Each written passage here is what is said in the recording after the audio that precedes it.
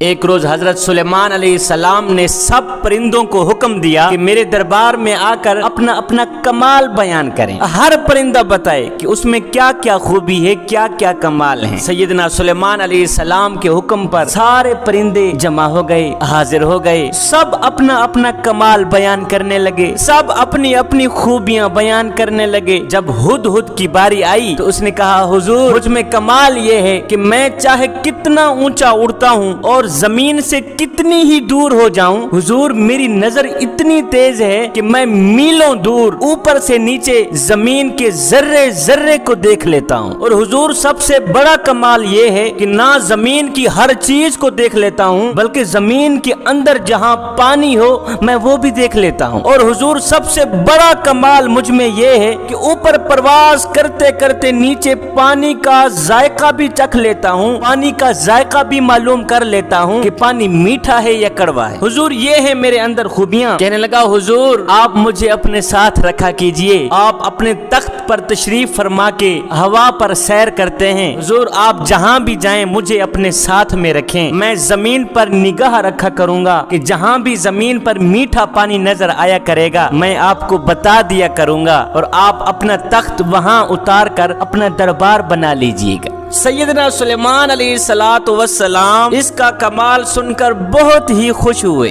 اور ساتھ میں فرمایا کہ میاں ہدہد ہم نے تمہیں اپنے ساتھ رہنے کی اجازت دے دی ہے۔ اب ساتھ میں کوا بیٹھا تھا، وہ ہدہد کا یہ کمال دیکھ کر، ہدہد کی یہ حوصلہ افزائی عزت دیکھ کر حسد کے مارے جل بھن گیا۔ جب حسد کے مارے جل بھن گیا تو کوا کہنے لگا، حضور ہدہد کے ساتھ ایک میری عرضی بھی سن لیجئے۔ سیدنا سلیمان علیہ السلام نے فرمایا، جی کوے بول، اب میں تیری سن رہا ہوں۔ کوے نے کہا، حضور ہدہد نے بالکل جھوٹ بولا ہے، اس نے سراسر جھوٹ بولا ہے، حضور اس میں ہرگز یہ کمال نہیں ہے جو اس نے آپ کو بتائے ہیں، حضور اس میں یہ خوبیاں ہیں ہی نہیں جو اس نے آپ کے سامنے بیان کی ہیں۔ سیدنا سلیمان علیہ السلام نے فرمایا، کوے وہ کیسے؟ کوے نے کہا، حضور اتنی دور آسمان پر اڑتے ہوئے اگر یہ زمین کی سطح کی چیزیں بلکہ زمین کے اندر کی چیزیں بھی دیکھ سکتا ہے تو اس سے پوچھا جائے کہ یہ پھر شکاری کے جال میں کیوں پھنس جاتا ہے۔ حضور اتنی دور آسمان پر اڑتے ہوئے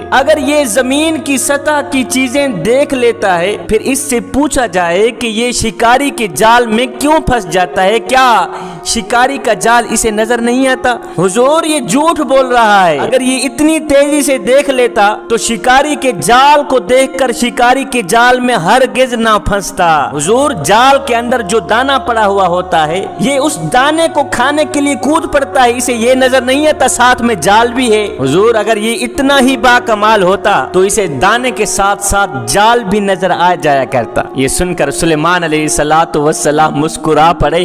آپ نے مسکراتے ہوئے فرمایا، میاں ہدہد سنا ہے تو نے کوے کا اعتراض، تمہارے پاس اس کا کیا جواب ہے؟ کوے نے جو اعتراض کیا ہے تمہارے پاس اس کا کیا جواب ہے؟ تو ہدہد نے کہا، حضور یہ حاسد ہے، یہ حسد کرنے والا ہے، یہ بیچارہ میرے کمال کا انکار کر رہا ہے، یہ میری خوبیوں پر پانی پھیر رہا ہے۔ حضور آپ اس طرح کریں، میرا امتحان لے لیجئے، میں نے جو کچھ کہا ہے اگر وہ صحیح نہ ہوا تو میرا سر تن سے جدا کر دیجئے گا۔ سلیمان علیہ السلام نے فرمایا، پھر بھی سوچ لے۔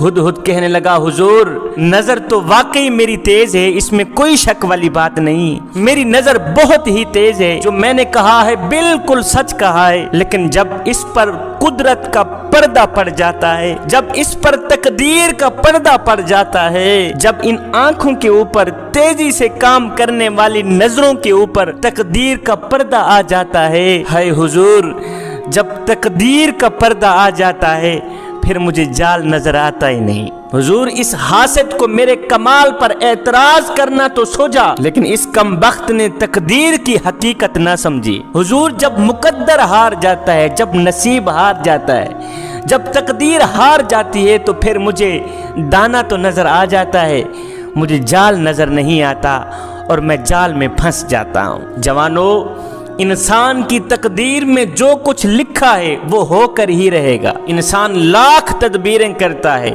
اور ان پر کامیاب بھی ہوتا ہے، لیکن بعض اوقات ساری تدبیریں ناکام ہو جاتی ہیں اور کامیابی حاصل نہیں ہوتی۔ جوانو، ہر کام عقل سے کام لینا چاہیے، تدبیر سے کام لینا چاہیے، لیکن یاد رکھیے خدا تعالیٰ کو کسی بھی صورت میں بھولنا نہیں چاہیے۔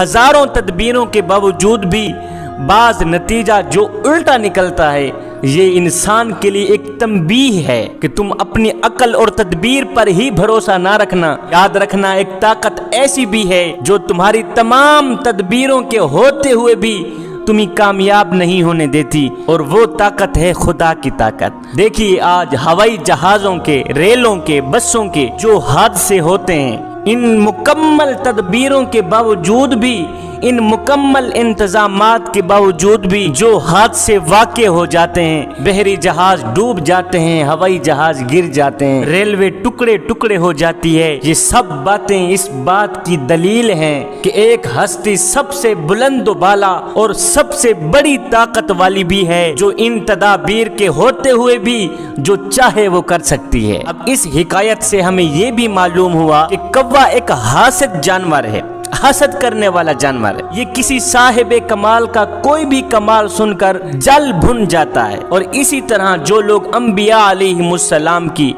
اولیاء اللہ کی باتیں سن کر یا ان کے کمالات سن کر جل بھن جاتے ہیں، حقیقت میں وہ کوے ہی ہوتے ہیں، انسان نہیں ہوتے۔ کووں کا اگر جسم سیاہ ہوتا ہے تو ان لوگوں کا دل سیاہ ہوتا ہے۔